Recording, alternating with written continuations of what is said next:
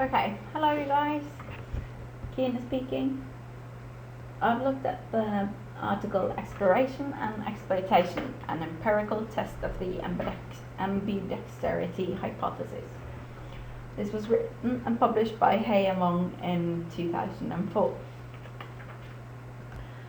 I want to start by guiding you through the agenda for this presentation. First, I'll look at the author's motivation for the article, then the theory they've chosen to use, their research design, the results they found, their intended contribution, and I'll end off with some discussion points. Keywords in this article is technological innovation, innovation strategy, and ambidextrous organization. So, looking at the motivation for this article. While exploration and exploitation represent two fundamentally different approaches to organizational learning, recent literature has increasingly indicated the need for firms to achieve a balance between the two. This paper seeks to test the ambidexterity hypothesis by examining how exploration and exploitation can jointly influence firm performance in the context of firms' approach to technological innovation. So far seems to be little evidence of the positive effect of ambidexterity on firm performance. They apply the exploration versus exploitation construct to characterize how firms strategically prioritize their investment in technological innovation with explorative versus exploitive objective, and examine their joint effects on the sales growth performance of these firms. Looking into the theory, the tension and distinction between exploration and exploitation has already been looked into in several previous papers in the session, so I'm not going to go into these. But there is need to discuss the balance.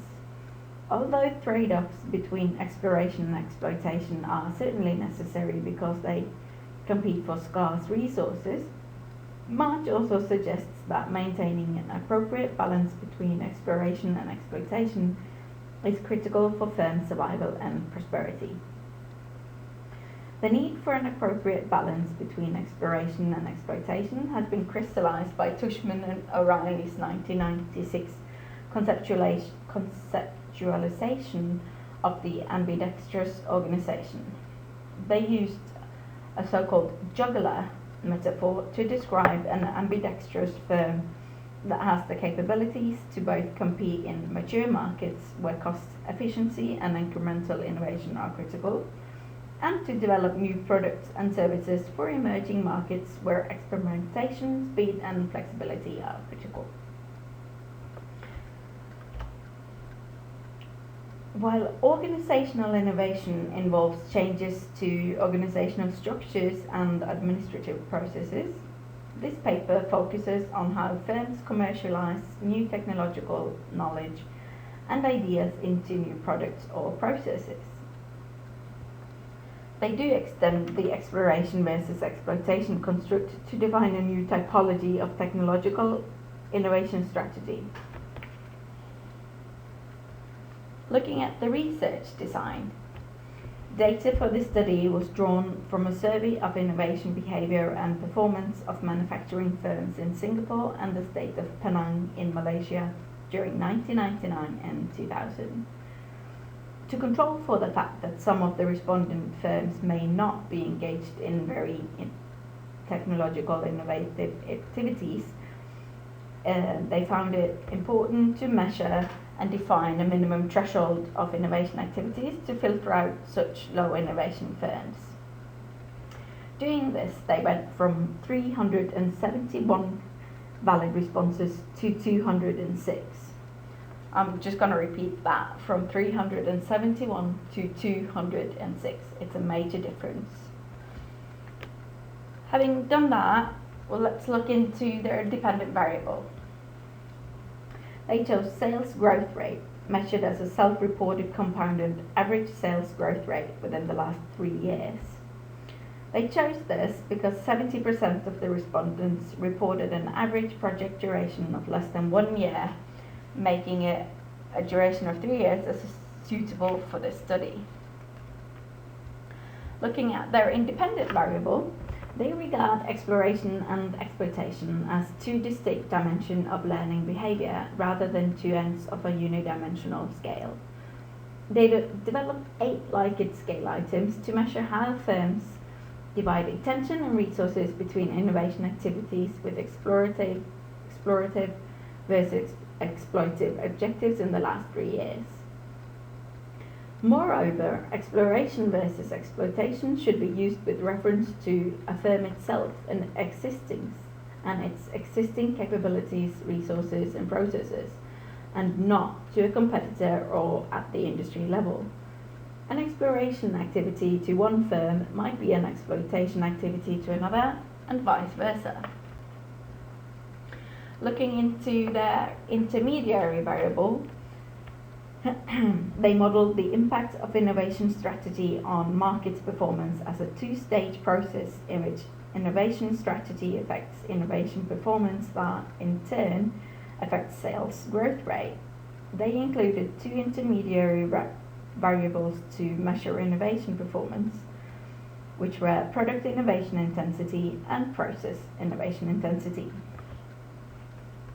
Looking at their control variables, they had a list, and I'll just mention a few of them, which were fixed asset, firm age, geographical location, and share of export in turnover.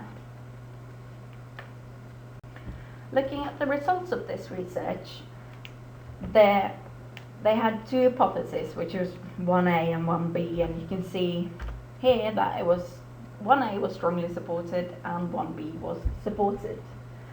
And based on a sample of these 206 manufacturing firms, the authors find evidence consistent with the ambidexterity hypothesis by showing that 1. The interaction between explorative and exploitive innovation strategies is positively related to growth rate, and 2nd, the relative imbalance between explorative and exploitive innovation strategies is negatively related to sales growth rate. Based on this sample, they also found that explorative and exploitative innovation strategies influences growth performance differently through 2 intermediary variables, as already mentioned, which were product and process innovation intensities. Are you guys still with me? I can't really look you in the eye and say pay attention or is this interesting, so I'm hoping you'll find this interesting. And having said that, we'll go over to the next slide, which looks at the intended contributions for this paper. This paper applies the exploration versus exploitation construct to develop a new typology of technological innovation strategies that captures the different logics of exploration and exploitation as applied to technological innovation activities.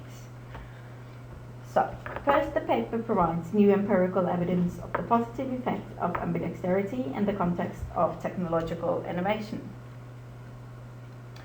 Second, this paper adds to the understanding of innovation management by extending the exploration versus exploitation construct to characterize how firms prioritize their resources for technological innovation.